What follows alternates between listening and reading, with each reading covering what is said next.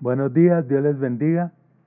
Para nosotros es un privilegio volver otra vez y retomar un tema que es muy importante para nosotros. Hemos tomado el libro Las tres pasiones del alma y creo que esto nos está ayudando y nos va a ayudar muchísimo en cuanto a nuestra vida de discipulado. ¿Qué hay en el vaso? Ese es el título para hoy. ¿Qué hay en el vaso? Mateo 23, 25 y 26 dice: ay de ustedes, escribas y fariseos hipócritas, que limpian el exterior del vaso y del plato, pero por dentro están llenos de robo y de desenfreno. Fariseo ciego, limpia primero lo de dentro del vaso y del plato, para que lo de afuera también quede limpio. Y creo que la decadencia de la religión judía tenía que ver con eso. Se hizo muy minucioso el seguimiento de la ley. La norma de su comportamiento era un código muy detallado y llegó a ser el centro de la doctrina, al punto que llegó a ser más la ley que Dios mismo. Israel entonces recibió la ley del Señor, pero sobre la ley los rabinos habían levantado una cantidad de normas, de reglamentos, y adquirieron un valor igual al de la ley, imponiéndose así como una camisa de fuerza donde la carga era casi que imposible llevar. Pero lo interesante era que la descomposición de la fe de los fariseos y escribas se muestra con mucha claridad por la inconsistencia que había entre lo que era la palabra que ellos predicaban y la acción que tenían. Entonces, era entre teoría y práctica algo que se enseña pero no se hace. Entonces se apropiaron de la doctrina, la convirtieron en un instrumento de poder y para servirse de los hombres. Por eso quiero que miremos al menos tres aspectos que tiene muy importantes este tema. Es la imagen externa. El doctor Bruce dice que la descripción de Jesús condena enérgicamente las obras de los fariseos, que está condenando la forma en la que ellos dirigen sus ministerios. Él los ve como el problema y él menciona el versículo 16 de capítulo 23, donde lo llama guías de ciegos. Y por eso el texto de hoy dice que hay de vosotros, escribas y fariseos hipócritas. Entonces no podemos pasar por alto esta gran verdad. Jesús está preocupado por la hipocresía y entonces por eso la condena. Nosotros debemos entender que esto es algo que viene acerca de la regulación que ellos tenían. El guía es otro que va a hacer llevar y va a traer caída en un pozo a otro. Eso es más o menos la idea de Jesús. Jesús les plantea precisamente que ellos dejaron lo principal, es la limpieza interior del vaso. Es esa parte de un vaso que no puede ser vista. Es el alma, es el hombre interior, es la motivación del corazón realmente. Entonces Jesús está llegando al centro de lo que es el discipulado. Dice el doctor Bruce que en nada los fariseos y los escribas estaban ayudando a eso, y no parece en nada a ese ministerio al cual ellos han sido llamados. Entonces él dice que el discipulado tiene que ver con toda la limpieza interior, la del alma. si nuestro discipulado se enfoca en los comportamientos externos, que es donde muchos hacen ajustes, ¿no? No coman, no beban, no hagan, no se corten el cabello de esta manera, la mujer no puede utilizar pendientes o aros o dijes o algo, no pueden pintarse las uñas. Bueno, hay tantas cosas que utilizan como estándares de un verdadero discipulado. Entonces otros creen que eso es lo que tiene relevancia y resulta que no. Usted debe ahondar en las cavidades internas del corazón y descubrir qué es lo que está dirigiendo su comportamiento. ¿Cuál es la motivación? Sería la idea que tiene ahí. Es posible hacer todas las cosas correctas por ninguna de las razones correctas. Yo quiero repetirlo. Es posible hacer todas las cosas correctas por ninguna de las razones correctas. Si nos mantenemos limpiando el exterior del vaso, nunca llegaremos a ninguna parte. Obviamente que estamos destinados a la decepción. Nosotros nos decepcionaríamos en gran manera y seríamos desilusionados con la situación.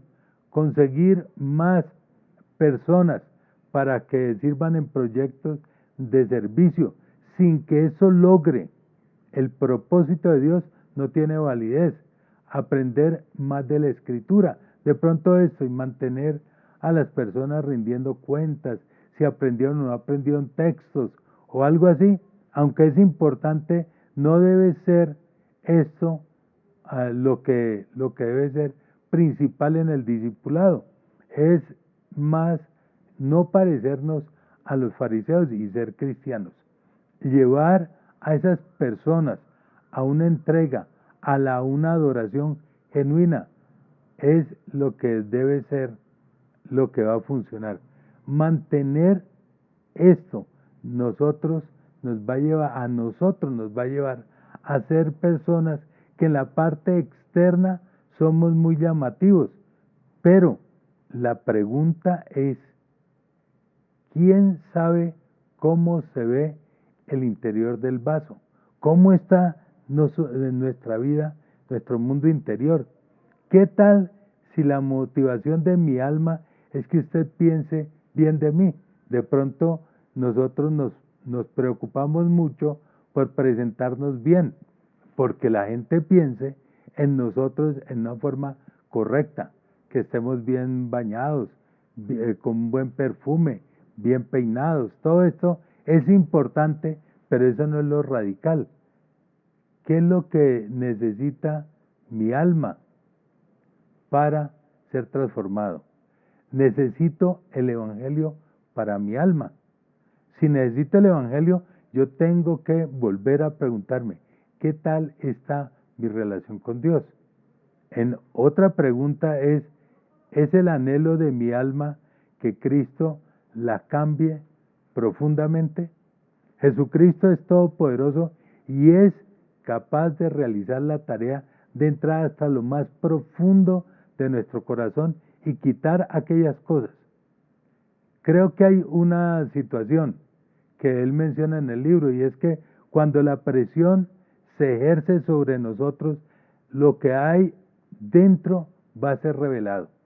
Manejamos nuestra vida hasta cuando prendamos el celular, el televisor, el computador, hasta ahí muchas veces llega nuestra vida espiritual, pero ¿dónde está nuestra relación con Dios? O sea, cuando prendemos la televisión, ¿qué es lo que nosotros procuramos ver? Si nosotros tenemos la tendencia a mirar ciertas cosas, es porque hay algo dentro de nuestro corazón en lo cual Dios no tiene cabida. Sale lo peor cuando nos pueden presionar. Cuando nos presionan tanto, sale una cantidad de cosas. Entonces, con la excusa de que yo no puedo salir de esto, de que me queda grande salir de esto no es posible. Dios cambió a hombres peor que nosotros, yo creo. Cambió a Moisés y cambió a otras personas que uno diría, ¿de dónde ellos fueron cambiados? Pues precisamente por nosotros ver la gloria de Dios. Tomás, de ser un hombre incrédulo, ¿de dónde nacía su incredulidad? De tantos fracasos que había tenido en su vida. De repente él venía de muchos fracasos, de haber seguido muchos maestros, ahora se une a Jesús. Y obviamente Jesús tiene otra manera de ver la vida. Creo que a nosotros nos queda grande es cómo nosotros sujetarnos a Cristo. Jesucristo dijo, por su fruto lo conoceréis, allá en Juan capítulo 15. Entonces, ¿qué frutos estamos dando nosotros? ¿Qué es lo que sale de nosotros? Yo a veces me aterro conmigo mismo, porque a veces de mí salen cosas, y Jesús decía, oiga, del interior del corazón salen las fornicaciones, los robos y una cantidad de cosas que salen de en medio de nosotros. ¿Qué sale de en medio de nosotros cuando somos ajustados, apretados por una situación? Cuando usted está mal económicamente, ¿qué sale? ¿Qué es lo que sale? ¿Un gracias a Dios o una queja delante de Dios? ¿Qué sale? ¿Qué sale cuando nosotros estamos presionados por una situación? ¿Qué es lo que sale? Y de ahí es que nosotros debemos entender que la situación brota y nosotros vamos a salir vencedores o perdedores. Por eso Jesucristo puede sacarle de la condición que usted tenga, del pecado que usted tenga. De pronto usted ha caído en la drogadicción o ha permitido que un vicio lo domine y le controle. Solamente Dios le puede ayudar a salir de esa situación. Solamente Dios puede ayudarle a salir. ¿Por qué? Jesucristo dice en Mateo 15 que del interior del corazón sale absolutamente todo. En segundo lugar, nos muestra la imagen interna. Todos podemos tener historias diferentes de quebrantamiento, pero estas se han convertido en historias de misericordia y de amor para nosotros. Su amor abunda para los hijos de Dios.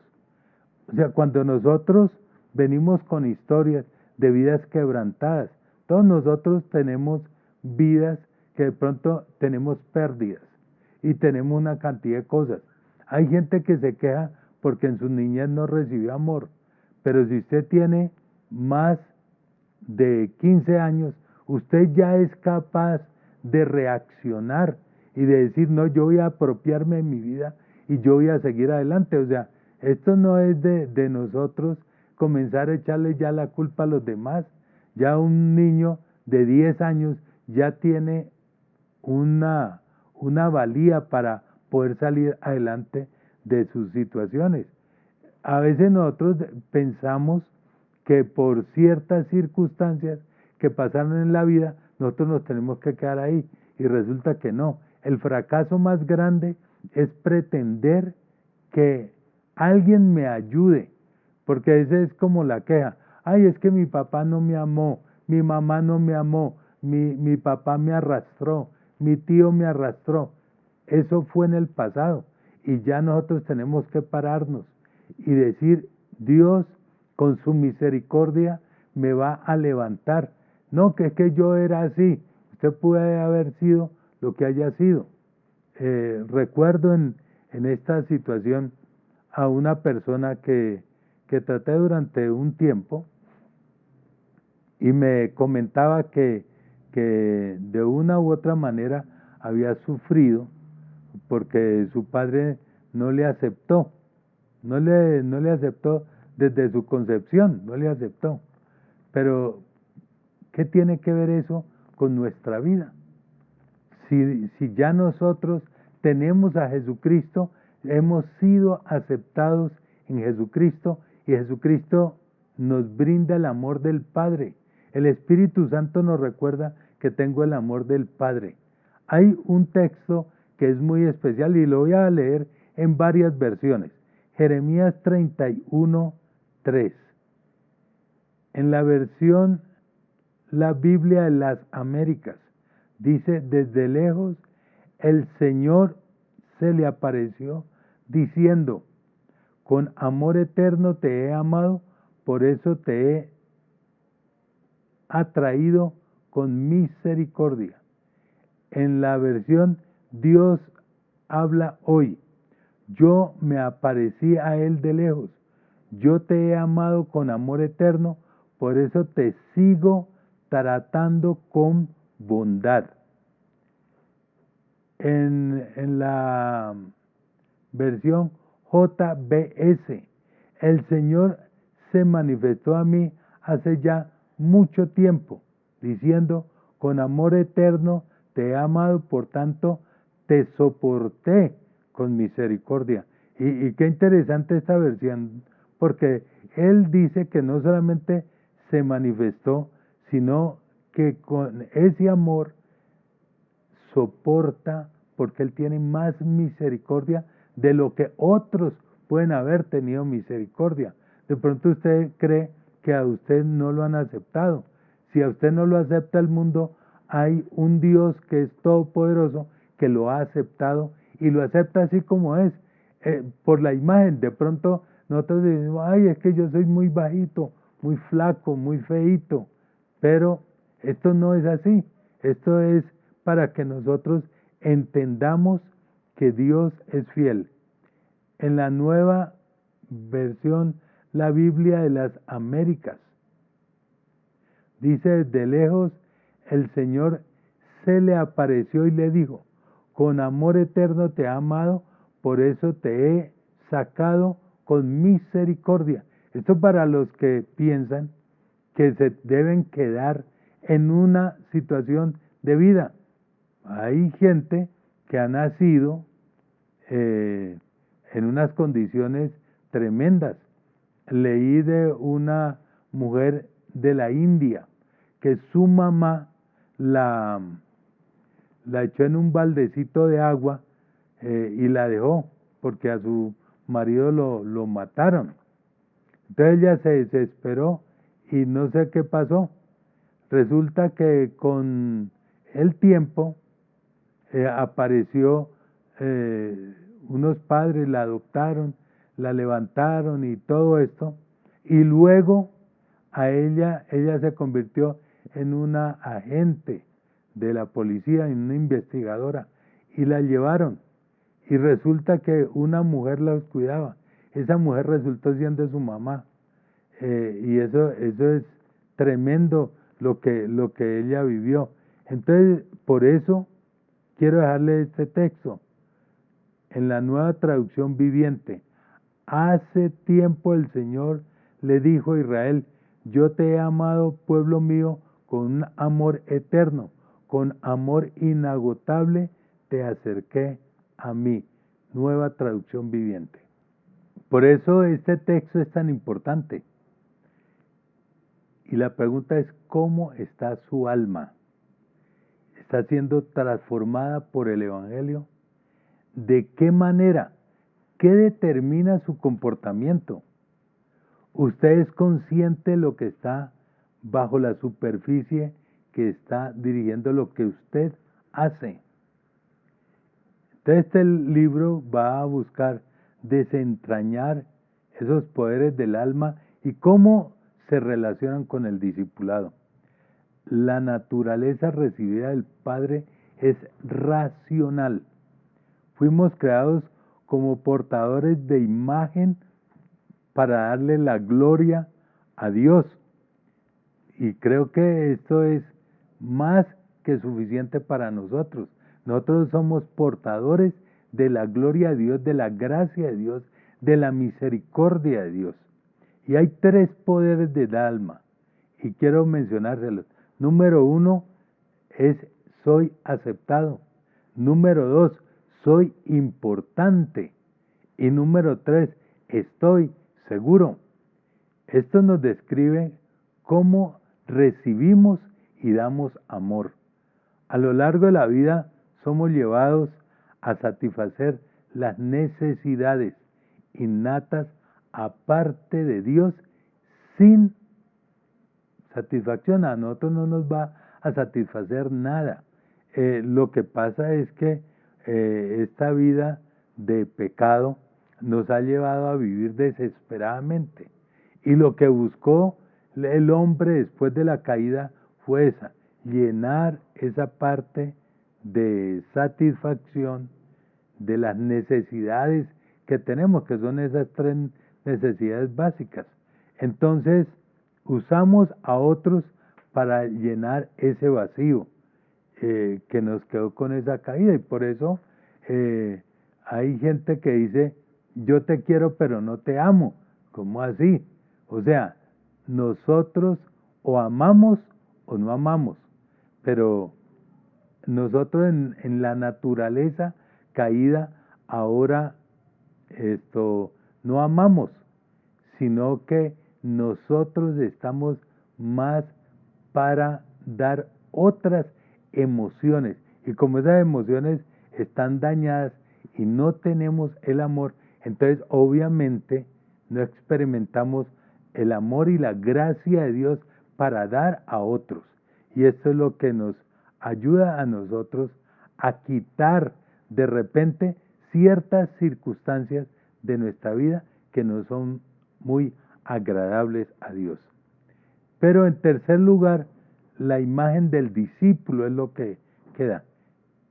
El discipulado es insignificante si tiene esa poca trascendencia hacia el alma o hacia el corazón. Nosotros debemos entender que lo más precioso que tenemos de Dios es su amor. Si yo tengo amor, puedo amar a otra persona. Si no tengo el amor de Dios, es muy difícil amar. Jeremías 17, 9 y 10 dice esto. En la Nueva Versión Internacional dice esto. No hay tan engañoso como el corazón. No tiene remedio. ¿Quién puede comprenderlo? Pero hay una firma. Yo, el Señor, sondeo el corazón y examino los pensamientos para darle a cada uno sus acciones y según el fruto de sus obras. No hay nada. Entonces hay una inconsistencia de engaño en el corazón de nosotros que nosotros pretendemos cubrirlo con otras cosas. Nosotros queremos cubrirlo con una buena sonrisa al que nosotros odiamos. Nosotros podemos decirle a la persona, ay, tan linda que está, pero por dentro estamos diciendo, uy, qué vieja tan horrible, greñuda, esta vieja espelucada, esta, no, le decimos, ese perfume no le casa con su personalidad, o esos zapatos que lleva tan horribles, pero nosotros por fuera le podemos estar diciendo otras cosas. Y a veces creemos que con Dios lo podemos hacer y nosotros no lo podemos hacer con Dios porque Él conoce nuestro corazón. Y eso es lo que lucha el hombre por tener. Y lo que le ha dicho el enemigo al hombre es que sí podemos engañar a Dios y resulta que no lo podemos engañar. Y eso es lo que hacían los fariseos y los hipócritas de ese tiempo. Entonces la inconsistencia de fondo está en que la palabra nos dice que nosotros no podemos servirnos de los hombres para oprimirlos, sino para servir y para liberar. Usted está siendo llamado a ser una persona diferente, a ayudar a otro a que sea libre con sus palabras, con sus acciones, pero que sean de Dios, que vengan de Dios. Jesús encontró en el judaísmo entonces una serie de castas privilegiadas que estaban formando la vanidad y la ambición en sus propios corazones. Ostentaban muchos títulos y todo esto, ¿no? Y a ellos les gustaba mucho que los llamaban doctores, rabí, maestro, maestro. A ellos les gustaba todo eso porque era lo que les llamaba la atención. Mucha gente hace el ministerio o sirve en algo únicamente para que le digan, ay, tan lindo que usted está, ay, tan bien que sirve usted, y resulta que eso no es como nosotros estamos haciendo las cosas para Dios. Jesús realmente no los irrespetó a ellos, tampoco pasó por encima de la ley, sino que él veía en el comportamiento que ellos hacían que estaba muy lejos de ser ejemplares. En Juan capítulo 8 notamos una historia de la mujer que vino. Yo ya lo había mencionado antes, precisamente, pero me gusta esta historia para que nosotros entendamos con qué actitud nosotros juzgamos al otro y vivimos frente al otro. Y esa denuncia de Jesús es muy contemporánea, eso es para hoy, es un llamado de atención para los discípulos, pero también una advertencia para quienes le servimos. La descomposición de la fe es manifiesta cuando se utiliza para afirmarse personalmente. Pablo escribía en Filipenses acerca de personas que predican aún el Evangelio por ganancia. Y entonces dice que pues ellos viven para sí mismos. Y entonces hay algunos que oprimen y someten a otros en ese proceso. Y no es desconocimiento de la autoridad que Dios nos ha dado, sino más bien tener un criterio acerca del ejercicio. Por eso no nos debemos dejar engañar por esas falsas profecías y falsas cosas que vienen diciendo en cuanto a lo que nosotros debemos ser. No debemos ajustarnos frente al prestigio de otros o por la ambición de otros, no, sino por el genuino deseo de servir. Usted está llamado a hacer eso, mostrando una vida propia, donde la vida enseña a otros con su comportamiento cómo se debe servir. El mejor testimonio de la palabra de libertad es una vida libre de orgullo y de ostentación. Nosotros no podemos sentirnos orgullosos por las cosas que tenemos. Hay gente que ostenta una cantidad de cosas, títulos y una cantidad de cosas, pero va uno a ver su vida y es impresionante. Yo recuerdo que mi hermano me llevó, fuimos con mi hermano a un lugar y pues nos hicieron seguir. Y esa persona con tantos títulos y tantas cosas, esa habitación era un desorden impresionante. Entonces yo decía, tanto título que tiene y de pronto no le paga a una persona para arreglar. Pero eso indica qué tanto desorden hay en la vida a veces de la persona. O sea, nosotros a veces mostramos algunas cosas y en lo muy interno de la casa se da uno cuenta que cómo son también las personas. Y la acusación de Jesús en su contra, en contra de esta gente, era esa, que lo esencial de la justicia, de la misericordia y de la fe ante el prójimo eran acciones que no tenían valor. Entonces, ¿qué tan leales eran ellos delante de Dios? Solamente Dios lo puede saber. Solamente Dios puede saber qué tanto amaban ellos realmente a Dios.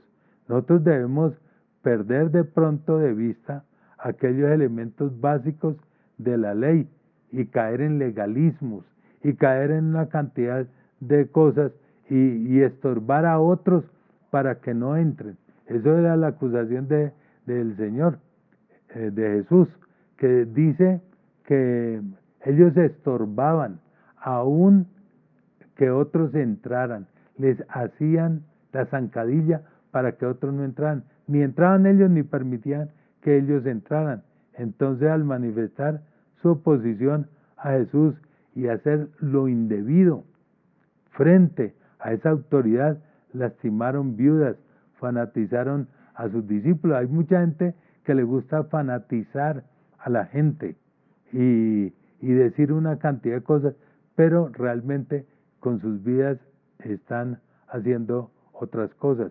Jesús entonces condena a esos representantes de la religión que estaba cerrada, que era hipócrita, que era opresiva, que era fanática.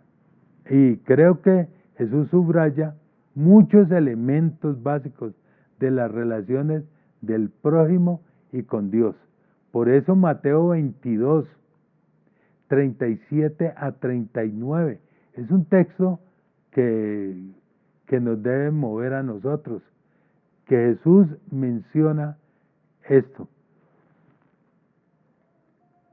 Él les contestó: amar al Señor tu Dios con todo tu corazón y con toda tu alma y con toda tu mente. Este es el grande y primer mandamiento, y el segundo es semejante a este: amarás a tu prójimo como a ti mismo. De estos dos mandamientos dependen toda la ley y los profetas, hablando precisamente hacia ellos. Entonces, en una generación donde las relaciones son importantes, Dios tiene como muy importante la relación que usted tenga con Dios, con Él y también con el prójimo.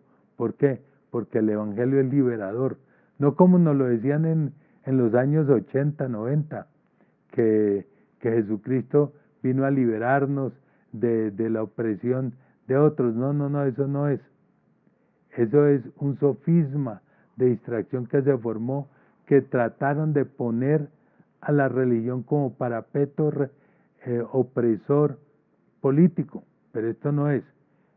Nosotros debemos entender que Dios tiene la libertad para cada uno de nosotros, para que realmente seamos libres. Conoceréis la verdad y la verdad os hará libre, dice Juan 8:32. Y el versículo 36 dice: así que si el Hijo os libertare, seréis verdaderamente libres. En conclusión, quiero decir que este libro va a trabajar sistemáticamente las verdades bíblicas en cuanto al discipulado, la verdad, libertad en Cristo y cómo nosotros podemos llegar a vivir en esa libertad.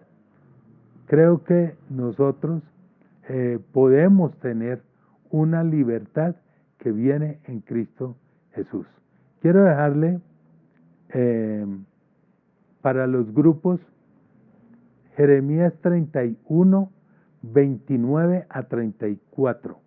Jeremías 31, 29 a 34. Vamos a orar, vamos a pedirle al Señor que sea el que nos ayude a realmente comenzar a tener una buena relación, primeramente con Dios y luego con nuestros semejantes. Vamos a orar. Padre, yo quiero darte muchas gracias por la libertad que tú estás brindando a nuestras vidas. Te pedimos, Dios, que nosotros lleguemos a tener la libertad que solamente viene de ti, que tú nos ayudes a vivir en victoria, que tú, oh Padre, nos perdones cuando nosotros hemos atacado o hemos sacado lo peor de nosotros en momentos cuando hemos sido tocados por alguna circunstancia. Perdona, Señor, cuando en mi vida he permitido que ciertas manifestaciones salgan de cualquier naturaleza para herir a otros.